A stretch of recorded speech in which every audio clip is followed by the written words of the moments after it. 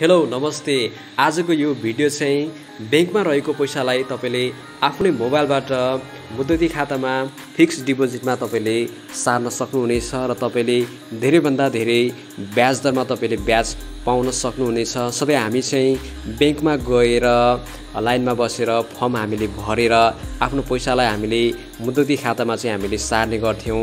तर तपाईले घरमै बसेर आफ्नै मोबाइलबाट तपाईले सजिलैसँग बैंकमा रहेको पैसालाई मुद्दती खातामा फिक्स डिपोजिटमा तपाईले सार्न सक्नुहुनेछ। आजको यो भिडियो चाहिँ यो सम्बन्धित रहेको छ। यो भिडियोलाई सुरुदेखि अन्तिम समयसम्म वाच गरिदिनु होला। यो भिडियोलाई लाइक गरिदिनु होला। आजको यो भिडियो हामी सुरु गरौँ।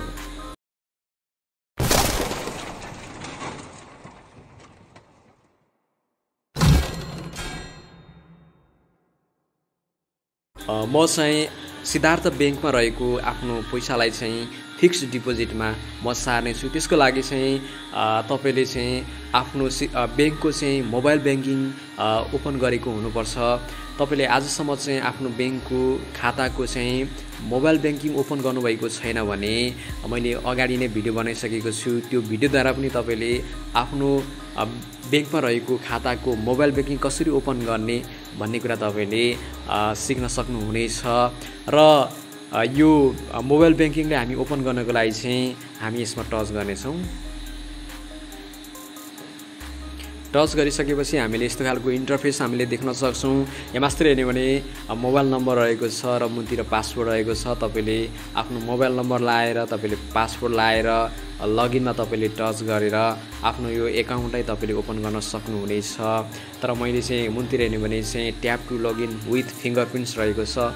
मैले आफ्नो यो खातालाई चाहिँ फिङ्गरप्रिन्ट्समा मैले सेटअप गरेको हुनाले आफ्नो मोबाइल नम्बर नलाइकन पासवर्ड नलाइकन यो म खातालाई चाहिँ ओपन गर्न सक्छु। त्यसैले तपाईले पनि फिङ्गरप्रिन्ट्स कसरी सेटअप गर्ने भन्ने कुरा तपाईले थाहा पाउन चाहनुहुन्छ भने मैले भिडियो बनाइसकेको छु। त्यो भिडियोद्वारा पनि तपाईले आफ्नो फिङ्गरप्रिन्ट सेटअप गर्न सक्नुहुनेछ। त्यसैले फिङ्गरप्रिन्ट्सबाट हामीले ओपन गर्नको लागि चाहिँ ट्याप टु लगइन विथ फिङ्गरप्रिन्ट्समा हामी टच गर्नेछौँ। टच गरिसकेपछि आफ्नो फिङ्गरप्रिन्ट्स तपाईले यसमा सेट गर्नुहोला, तपाईले लाउनु होला। तपाईले यसरी सजिलैसँग ओपन गर्न सक्नुहुनेछ। यहाँ हामीले ब्यालेन्स देख्न सक्छौँ। त्यसपछि मास्तिर हाम्रो नाम देख्न सक्छौँ। अब हामीले आफ्नो पैसालाई चाहिँ फिक्स डिपोजिटमा हामीले सार्नको लागि चाहिँ मुतिर हेर्ने भने चाहिँ पेमेन्ट एन्ड रिक्वेस्ट भन्ने अप्सन रहेको छ। हामी यसमा चाहिँ टच गर्नेछौँ। हामीले टच गरिसकेपछि यस्तो खालको हामीले देख्न सक्छौँ। यहाँ हेर्ने भने चाहिँ ओपन फिक्स डिपोजिट भनेर यहाँ दिएको छ। हामी यसमा टच गर्नेछौँ। त्यस पछाडि हामीले यस प्रकारको हामीले दृश्य देख्न सक्छौँ। यहाँ हेर्ने भने चाहिँ एकाउन्ट नेम रहेको छ। हाम्रो एकाउन्टको नाम आइसकेको छ। एमाउन्ट रहेको छ। हामीले कति पैसा चाहिँ फिक्स डिपोजिटमा राख्ने त्यो हामीले यहाँ टाइप गर्नुपर्ने हुन्छ। र टेन्योर रहेको छ। हामीले कति समयको लागि राख्ने हो यहाँ अप्सन रहेको छ। यो अप्सन दिएअनुसार हामीले राख्न पनि सक्छौँ अथवा यो जुन डेटलाई हामी चेन्ज गर्न पनि सक्छौँ। त्यसको लागि चाहिँ यो बक्स रहेको छ। यसमा चाहिँ युज कस्टम डेट रहेको छ। यसमा हामी टच गरेर त्यो मितिलाई हामी त्यो समयलाई हामी चेन्ज गर्न पनि सक्छौँ। र मुतिर हेर्ने भने चाहिँ फ्रम एकाउन्ट रहेको छ। हामीले आफ्नो एकाउन्ट खाता नम्बर हामीले यसमा चाहिँ सिलेक्ट गर्नेछौँ। त्यस पछाडि मुतिर हेर्ने भने चाहिँ इमेल एड्रेस रहेको छ। तपाईले खाता खोल्नु हुँदाखेरि जुन इमेल एड्रेस लाउनु भएको छ त्यो इमेल एड्रेस लाउनु होला। त्यस पछाडि मुतिर हेर्ने बक्समा रहेको छ। यसमा टिक गरिसकेपछि तपाईले सबमिटमा टच गर्नुहोला। सबमिटमा तपाईले टच गरिसकेपछि तपाईले आफ्नो पैसालाई चाहिँ तपाईले फिक्स डिपोजिटमा तपाईले राख्न सक्नुहुन्छ। अब हामी यो प्रक्रियालाई चाहिँ हामी एक एक गरेर चाहिँ हामी भनेछौँ। सेकेन्डमा हेर्ने भने चाहिँ हाम्रो एमाउन्ट रहेको छ। हाम्रो एमाउन्ट चाहिँ कति राख्ने तपाईले टाइप गर्नु होला। म चाहिँ 10,000 राख्नेछु। त्यस पछाडि चाहिँ मुतिर हेर्ने भने चाहिँ टेन्योर रहेको छ। हामीले कति समयको लागि राख्ने हो यहाँ यसरी टच गर्नु होला। टच गरिसकेपछि यहाँ 3 महिना 6 महिना 1 वर्ष 24 महिना रहेको छ। तपाईले छान्न सक्नुहुनेछ तपाईँले कति समयको लागि राख्ने हो होइन, 6 महिनाको लागि राख्ने हो कि 12 महिनाको लागि 1 वर्षको लागि राख्ने हो कि अथवा तपाईँले 24 महिनाको लागि राख्ने हो तपाईँले छान्न सक्नुहुनेछ। र हामीले देख्न सक्छौँ अलिकति साइडमा हेर्ने भने कति पर्सेन्टले चाहिँ हामीले ब्याज पाउने हो त त्यो पनि हामीले देख्न सक्छौँ। अहिले चाहिँ हेर्ने भने 11.3%ले चाहिँ ब्याज दर रहेको छ। यो चाहिँ चेन्ज भइरहन्छ होइन समयअनुसार, त्यो अनुसार चाहिँ हामीले ब्याज दर पाउन सक्छौँ। म चाहिँ यो कुनै पनि समय चाहिँ म गर्ने छैन, म आफैले मिलाउने छु। त्यसैले त्यसको लागि चाहिँ युज कस्टम डेट रहेको छ, यसमा म टच गर्नेछु। टच गरिसकेपछि यहाँ मुनतिर हेर्ने भने चाहिँ म्याचुरिटी डेट रहेको छ, कति समय पछाडि चाहिँ यसको डेट समाप्त हुने हो त्यो हामीले आफैले यहाँ टाइप गर्न सक्छौँ। म चाहिँ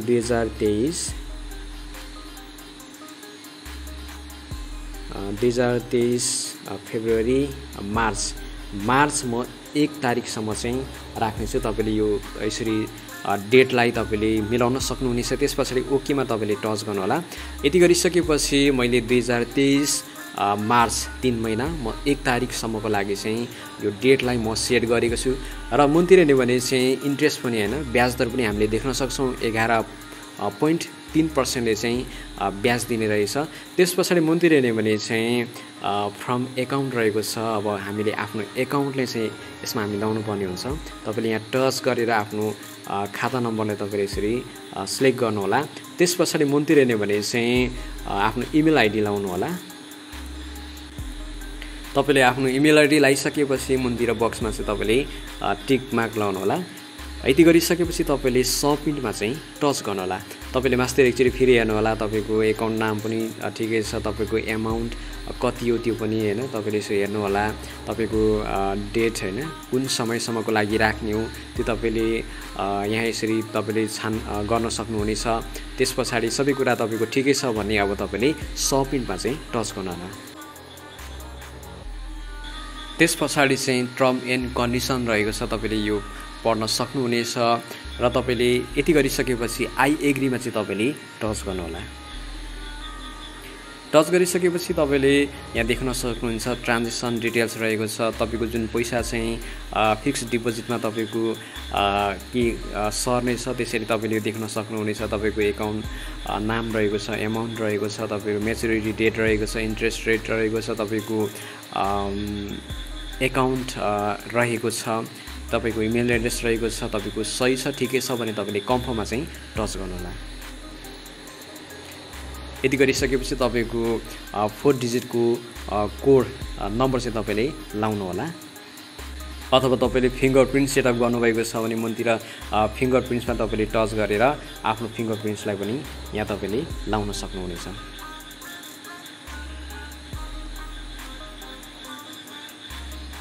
यति गरिसकेपछि हामीले देख्न सक्छौँ success dear customer fix deposit transfer is success भनेर दिएको छ। हामी डनमा चाहिँ टच गर्नेछौँ। यति गरिसकेपछि तपाईँले देख्न सक्नुहुनेछ तपाईँले आफ्नो मोबाइलबाट चाहिँ सजिलोसँग तपाईँले फिक्स डिपोजिटमा चाहिँ आफ्नो पैसालाई यसरी सार्न सक्नुहुनेछ र तपाईँले धेरैभन्दा धेरै ब्याज दरमा तपाईँले ब्याज पाउन सक्नुहुनेछ। तपाईँले यो काम चाहिँ सजिलोसँग आफ्नै मोबाइलबाट गर्न सक्नुहुनेछ। हामी यसलाई ब्याक गर्नेछौँ र आफ्नो ब्यालेन्सलाई हामी चेक गर्नेछौँ। अघि मेरो हेर्ने भने चाहिँ 11,000 ब्यालेन्स रहेको थियो। अहिले मेरो 10,000 ब्यालेन्स चाहिँ फिक्स डिपोजिटमा मैले सारिसकेको छु र त्यो पैसा 10,000 मेरो पैसा चाहिँ अहिले यहाँ घटिसकेको छ। तपाईँले यसरी सजिलोसँग चाहिँ आफ्नो पैसालाई चाहिँ तपाईँले फिक्स डिपोजिटमा सार्न सक्नुहुनेछ। तपाईँले यस्तो प्रकारले चाहिँ सजिलोसँग आफ्नो पैसालाई चाहिँ फिक्स डिपोजिटमा तपाईँले सार्न सक्नुहुनेछ। आजको भिडियो कस्तो लाग्यो? भिडियो राम्रो लाग्यो भने भिडियोलाई लाइक गरिदिनु होला। कुनै पनि सल्लाह सुझाव छ भने कमेन्ट गरिदिनु होला। आजको भिडियो यति नै। अर्को भिडियो लिएर म पुनः आउनेछु। त्यस समयको लागि म बिदा चाहन्छु। हवस् त, नमस्ते।